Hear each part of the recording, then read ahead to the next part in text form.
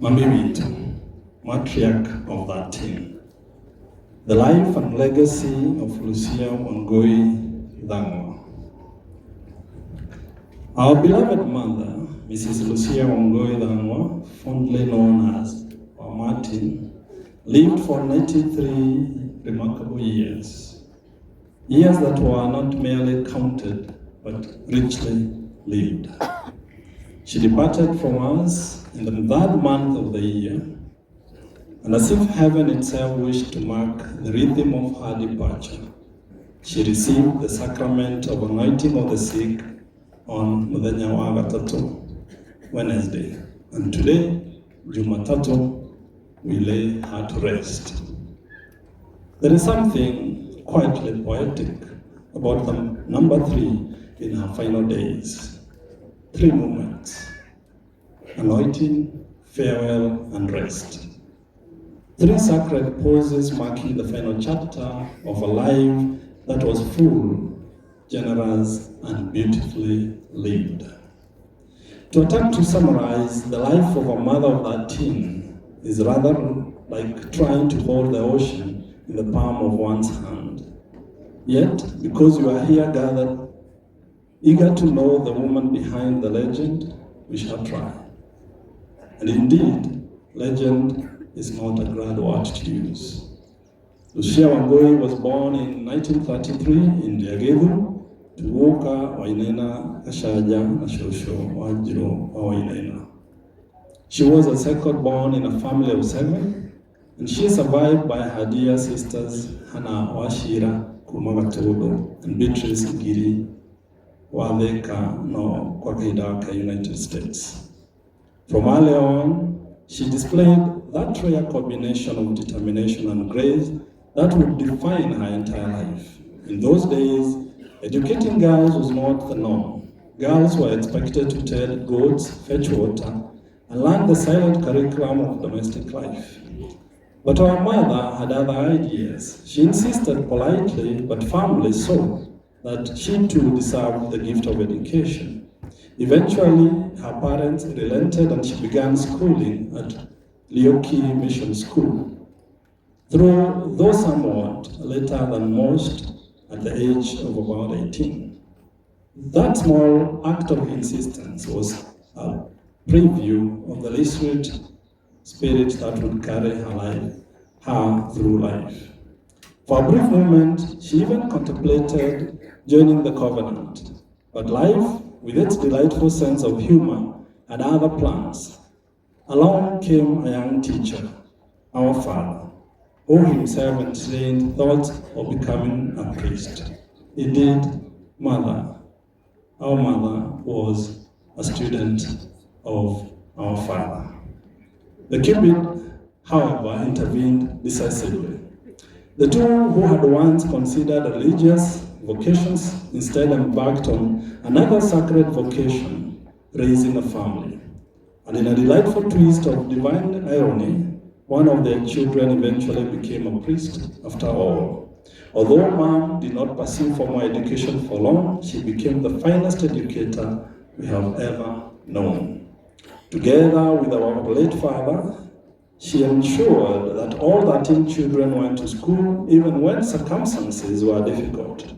The commitment to education was unwavering. Today, Mom's and Dad's quiet determination has blossomed into a family tree whose branches stretch into many professions and callings.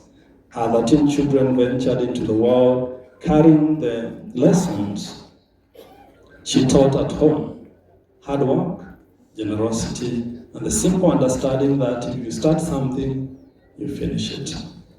And so, the roll call goes. Proof that raising 13 children was not only an act of courage, but also an impressive long-term investment in human capital.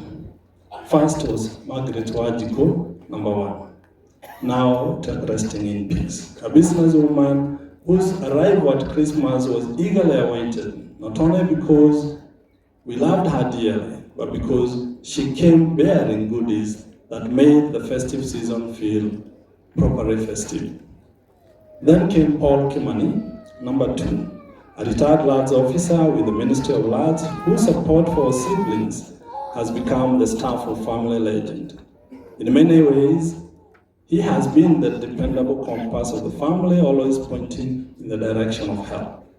Next was Martin Wainaina, number 3, also resting in peace, a retired driver and landscaper who knew the roads of life and sometimes the shortcuts better than most. John Bogwa, number 4, took the path of marketing the Royal Media, proving that in our family words can travel just as far as the vehicles. Then there is Agnes Wajiro, number 5, a retired officer from the Auditor's General's office who has since taken her talents all the way to Seattle, United States. Clearly, Mom's influence was strong enough to cross oceans.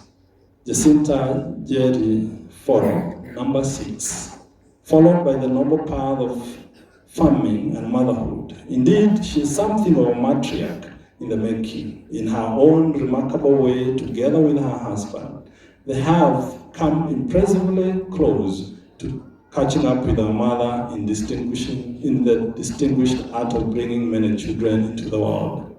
They have 9 children. Peter Ndomo, number 7, works at a Lizzie Preparatory School and is an accomplished carpenter, a man who can fix almost anything made of wood and perhaps even a few things that aren't. George Kihara, number 8, the one reading this eulogy, which also constitutes the tribute, chose the path of teaching and humanitarian service, becoming something of a global citizen whose work reached far beyond the village paths where we all began. Then comes Father Michael Dhanwa, number 9, a Catholic priest, perhaps the divine reminder that although Mom and Dad abandoned their youthful thoughts of religious life, heaven still claimed one representative from the family. Then Daniel Wanyoike, number 10, is a family artist, a painter whose creativity ensures that beauty and imagination remain firmly represented among Mom's descendants. Hannah Waboi, number 11, is a celebrated nurse in the United States, carrying forward Mom's own natural instinct for caregiving, on and now with professional certification to match. Elizabeth Wagui, also known as Wakemani, keeps the media world informed through diverse announcements and adverts with various media houses from her agency in Githunguri. And finally, last but certainly not least, comes Senator Karongo Wathangwa, number 13, the youngest of the line, proving that sometimes the last chapter of a book can be just as exciting as the first.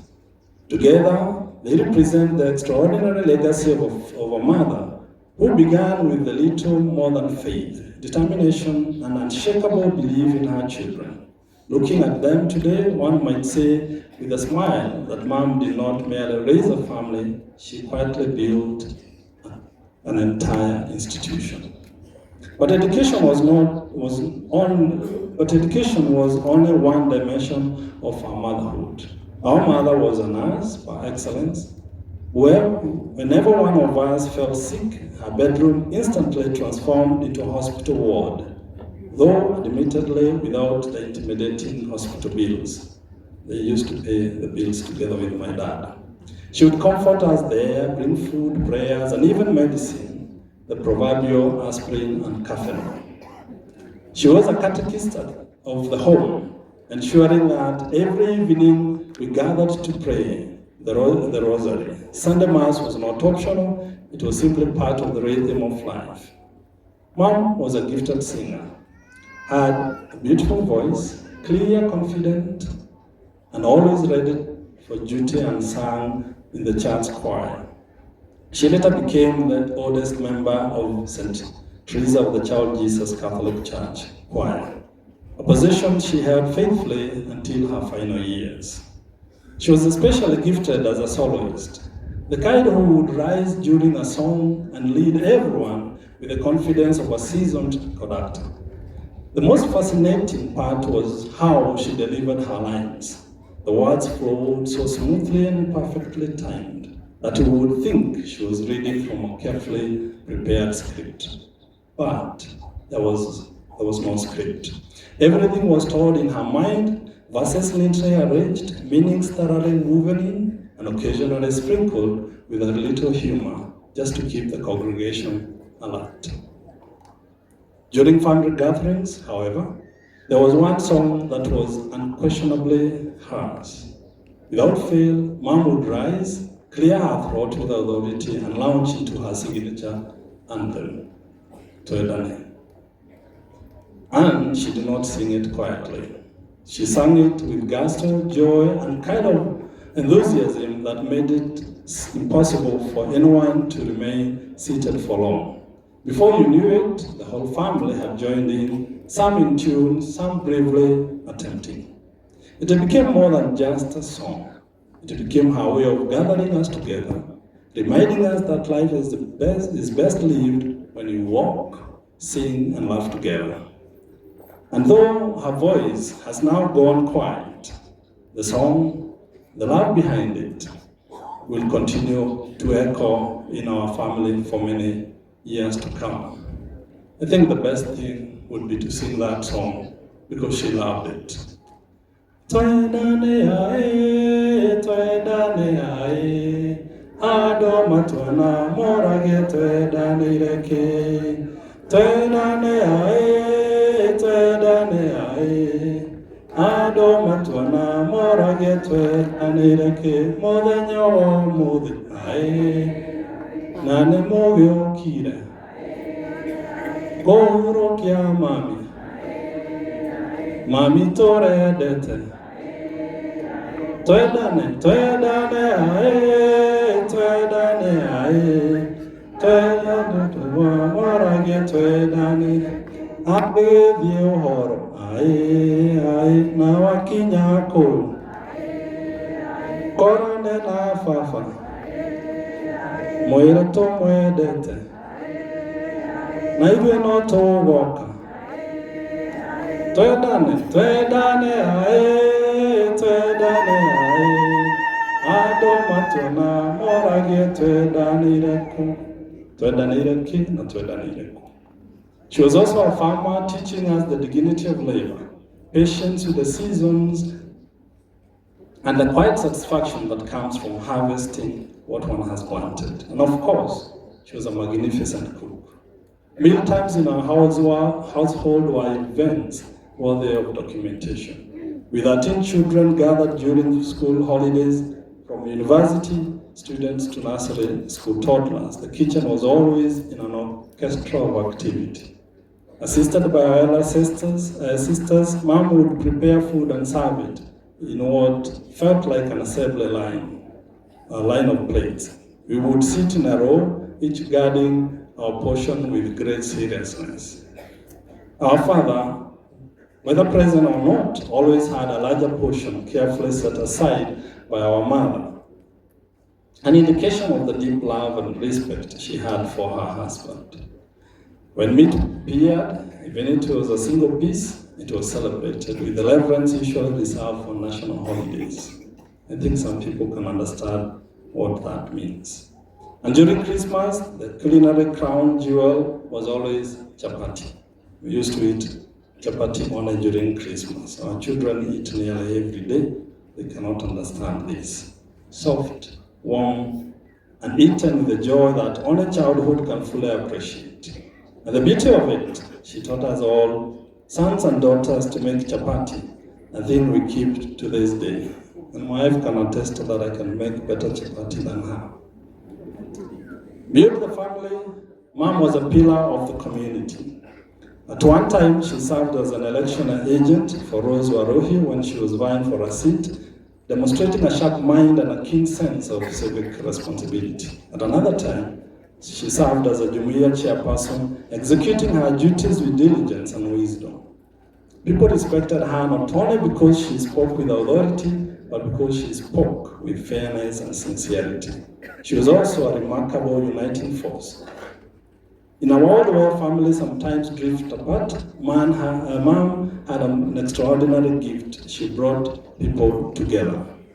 Her home was always open. Visitors were never strangers for long. Relatives, neighbors, and church members, everyone knew that at Mama Martin's home, there was always room for one more person, and somehow always something to eat. Her generosity was legendary. In her later years, we noticed something curious. We would buy her sugar, maize flour, and other supplies, only to discover a day or two later that they had mysteriously disappeared. Upon investigations, the answer was always the same. She had given them away to someone in need. Our mother's generosity did not operate on the principle of surplus. She gave not merely from abundance, but sometimes from what little she had. And she always had something to give: a banana, gouache, and tea. Tea was Mom's favorite language of kindness. Whenever someone visited, she didn't even ask whether you take tea with milk or whatever. She would just go and prepare. The kettle quietly followed. For her, a cup of tea was never just tea. It was a small ceremony of welcome, a quiet way of saying, you belong here. In many ways, it was her version of a hug, only served in a cup. One day, Mzungu Fred of one of her children came to visit. Mom hurried to prepare tea, but discovered there was no milk in the house. Distressed by the unfortunate national emergency, indeed it was, she served him black tea while apologizing profusely for not having milk to make what she considered proper tea. The visitor, however, happily drank the tea and assured her that he actually preferred it that way. Mom was relieved, but perhaps only slightly puzzled. In her world, tea without milk was a bit like chapati without stew. Possible, yes, but why would anyone choose it? Still, the visitor left happy, warmed not only by the tea, but by the generous heart that had served it. That was simply who she was. After our beloved father passed away in 1993, at the age of 63, number 3 again, and it appears and seemed to tell us that 3 meant something to both Mom and Dad. Mom continued to guide and hold the family together. At that time, several of our children were still completing education. So Mom was with us for more than 30 years since the departure of our dad. However, Mom's story of 13 children will never be complete without bringing Dad into the picture. After all, he had a rather central role in the whole operation. He was the father of the 13, the father of all of us. Yes, Dad went to be with the Lord in 1993, but the mark he left on our lives has never faded. He was a great father, firm, disciplined, and deeply committed to one thing he believed could change a child's future: education.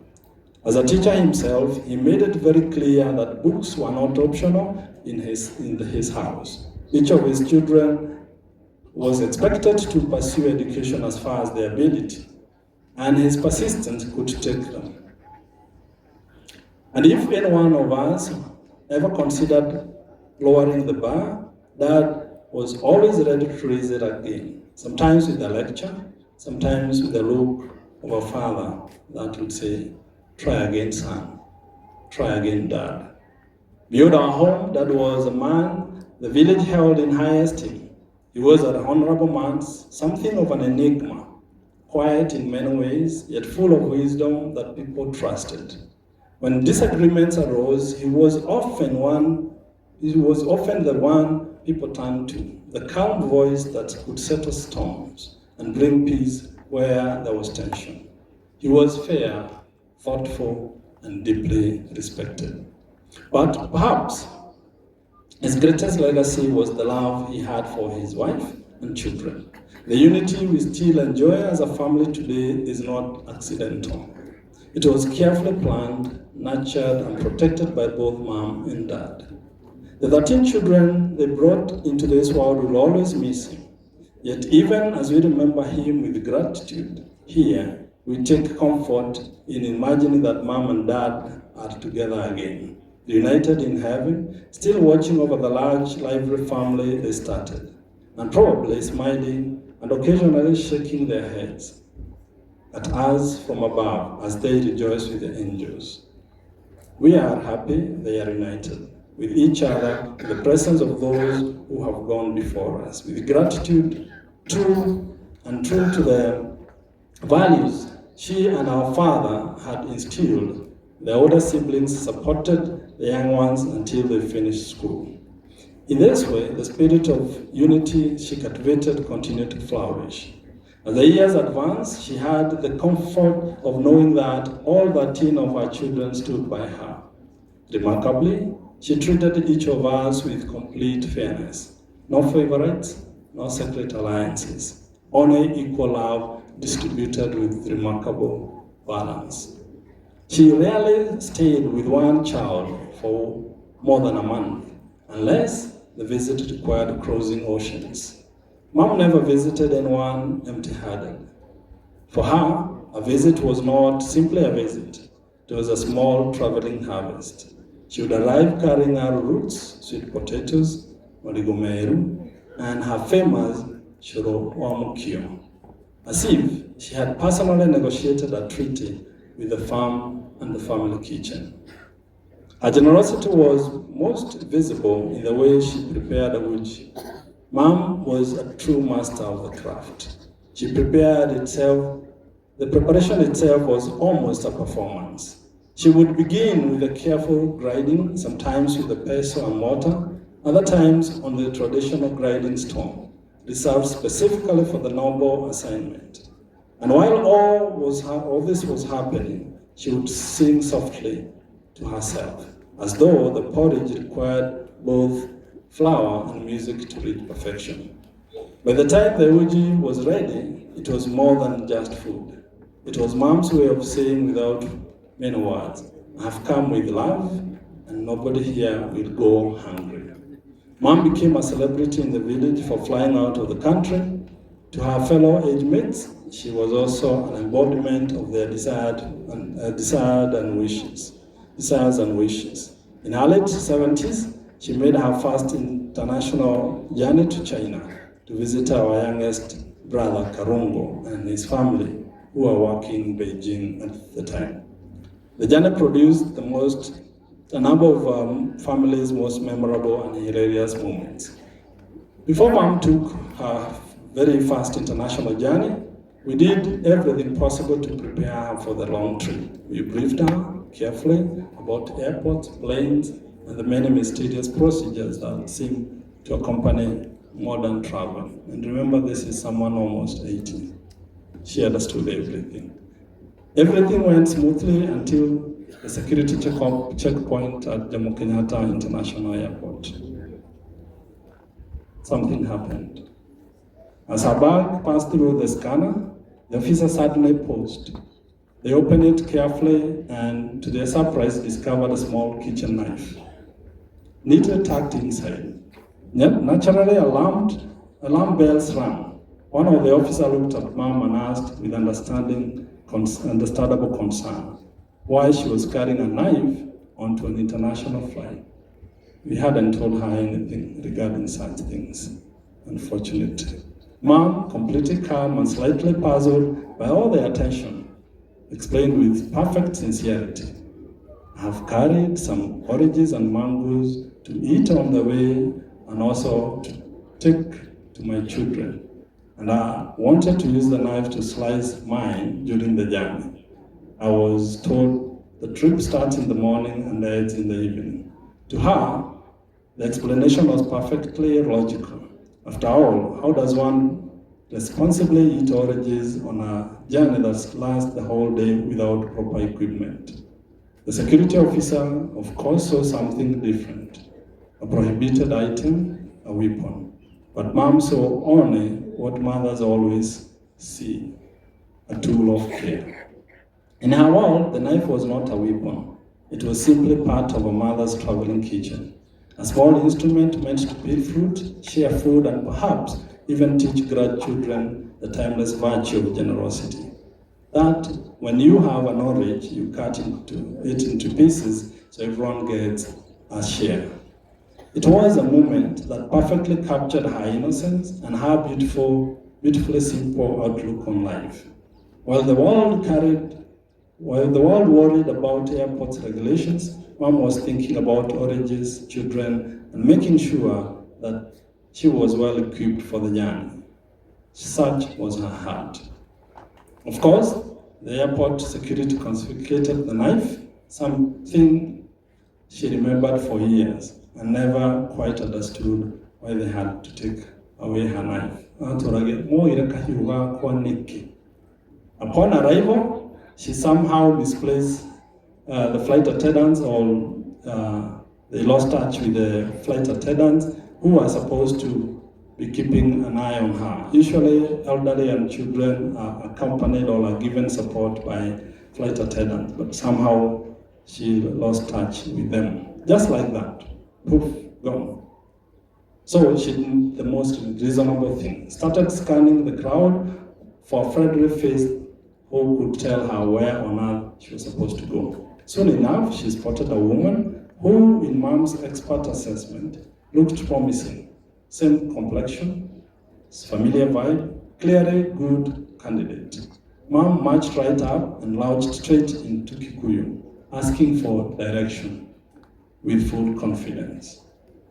Karogo wakwa gumuonako. The woman stared back politely and understood absolutely nothing, not a single word.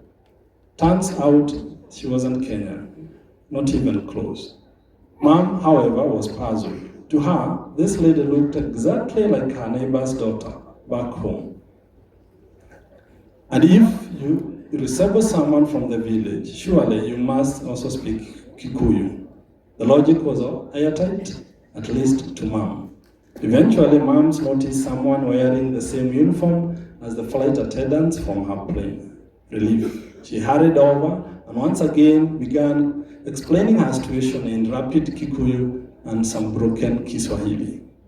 Now, these attendants didn't understand Kikuyu either, but it didn't take long for them to realize one important thing. This elderly lady was very confidently lost. Fortunately, we had prepared for exactly this scenario.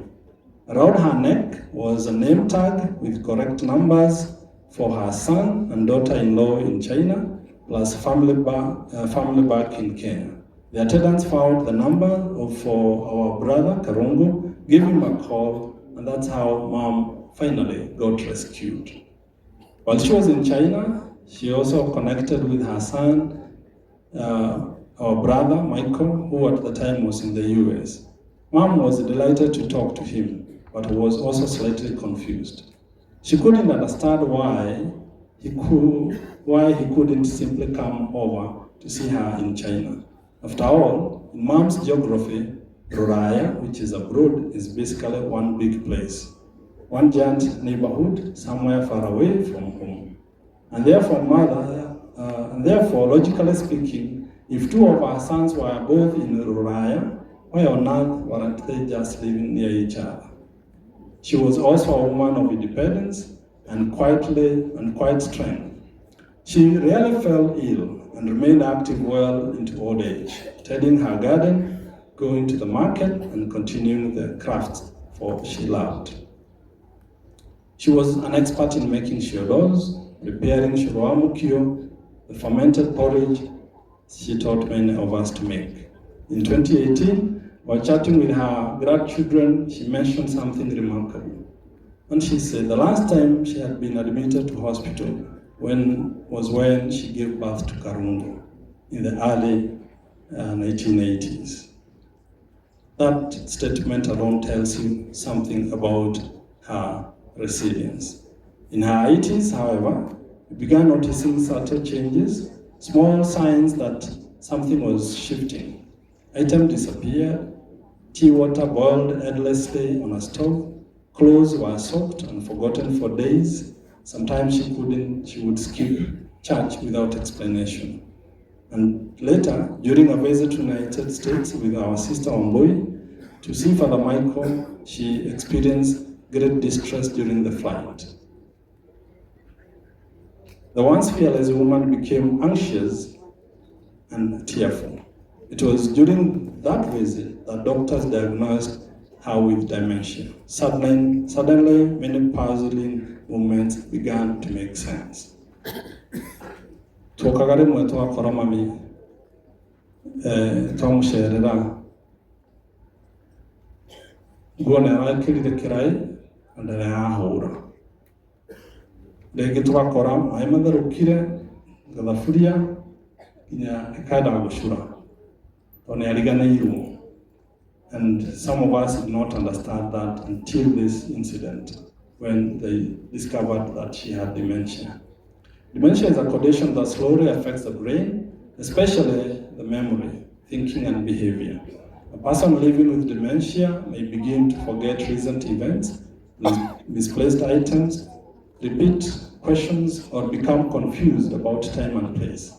As the condition progresses, everyday tasks that were once simple may become difficult. Dementia is not a normal part of aging, though it becomes more common in old age. It is caused by a disease that damages brain cells, the most common being Alzheimer's disease. While there is currently no cure, understanding the condition allows families to respond with patience, dignity, and love. With the right care, compassion, and support, people living with dementia can still experience moments of connection, comfort, and joy. And for us, we did all we could. Our mother's journey with dementia reminded us that illness does not erase a person's dignity or the love that they have given throughout their life. Families caring for one another with dementia need patience, understanding, and support. What may appear as forgetfulness or confusion is often a person struggling against changes in the brain that they cannot control. In those moments, kindness became like most important medicine. As a family, we responded the only way we knew, with love. We learned about dementia, adjusted our expectation, and surrounded her with care. With 13 children, their spouses, and grandchildren, more than 70 grandchildren and great-grandchildren, Mom was never short of affection. Mom, sometimes, when we didn't learn much about it, would ask, Nora Menya, unanijua, do you know me? And Mom would say no. And at first, when we were in that state, we were kind of feeling bad that this is someone who was given birth to me, but they do not know who I am. But later we realized even asking that question is not the right thing to live with that person. So we stopped. And then we would know that our mother, she may not know who I am, but I know who she was and who she is. Dedicated caregivers became part of the extended family, and she received attentive medical care throughout. Even in illness, the love she had shown throughout her life returned to her in abundance. She may not have recognized us or known who we were, but we knew who she was. A mother, a grandmother, a friend. She was many things to many people. On the day before she passed away, she was attended to by a doctor and received the sacrament of the anointing of the sick from her son, Michael Dano. It was a moment of quiet grace, mother and son, faith and family, life and eternity gently touching. Our mother gave us the best she could give: love, values, education, unity, and humor. In return, we did our best to give her the care and attention. Affection so much richly deserved.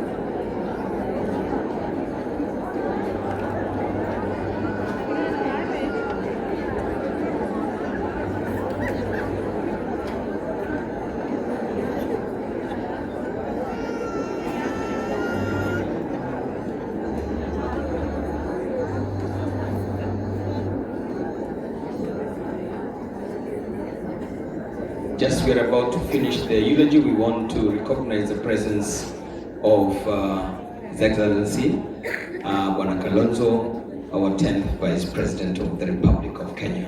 Karibu sana. Alikuwa daktari na kulingana vile alikuwa anafanya diagnosis ni kutumia mkono wake. Anakuja anakuguza kifua upande wa pili mkono. Anajua kwamba huyu ni mgonjwa aweze hospitalini. Vile vile alikuwa ni muuguzi kama nurse na caregiver.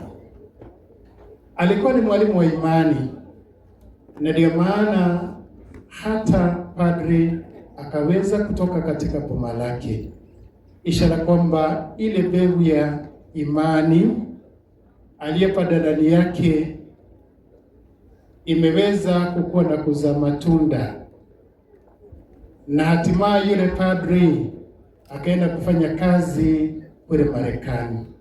Amerudi tu juzi. Mama ambaye alikuwa ni mshauri kulingana na vile tumeambiwa, na najua kila mmoja ambaye aliingia katika boma lake aliweza kupata maneno ya mawaidha, kitu ambacho tunapaswa kujivunia na kujaribu kukiishi. Mama aliyeleta watu wake pamoja, a uniting factor within the family, na kwa sababu aliachwa na mzee Stephen miaka 33 iliyopita, familia yake ikaweza kusimama wima. Nasi tunaonyeshwa vile tunavyopaswa kuwa na umoja, kuleta uwiano katikati yetu na kujaribu kusuruhisha yale ya mambo yanakuja kutenganisha watu katika jamii. Na hatimaye mama akaweza kulea watoto 13. A great sacrifice. Kujitolea kulea watoto 13. Kuonyesha kwamba kujitolea kwake bila kupokoma ama kusita ni jambo ambalo tunapaswa kuliiga. Yale majukumu ambayo umekabidhiwa uweze kuyatekeleza kwa kujitolea na kwa njia ya upendo. Safari yetu ya hapa duniani ikikamilika, kila mmoja atatuzwa kulingana na kazi aliyoifanya. Fanya kazi kwa uchaji wa Mungu, fanya kazi kwa upendo, ili wakati ambapo utakapoondoka uweze kukumbukwa na jamii ambao watakuja baadaye. The legacy of mom continues in her children. What legacy are you going to leave behind? We're only going to say, fare thee well, mom.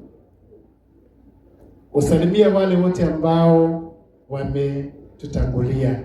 Siku moja tutaunganika kule mahali ambapo umeelekea, mahali ambapo utakuja kutulaki ili tuweze kuishi pamoja na Baba milele. Ningetaka kuwakaribisha mapadri ambao wa jimbo letu na Nairobi waweze kusimama ili niweze kuwatambulisha wale mapadri wa jimbo la Nairobi. Tafadhali. Kwa upande ule ambaye alituhubiria Father James Kinuthia, anahudumu katika parokia wa Ithaka. Father Joseph Muroki anahudumu katika parokia ya Rilota. Father Francis Boro anahudumu katika parokia ya Mebre.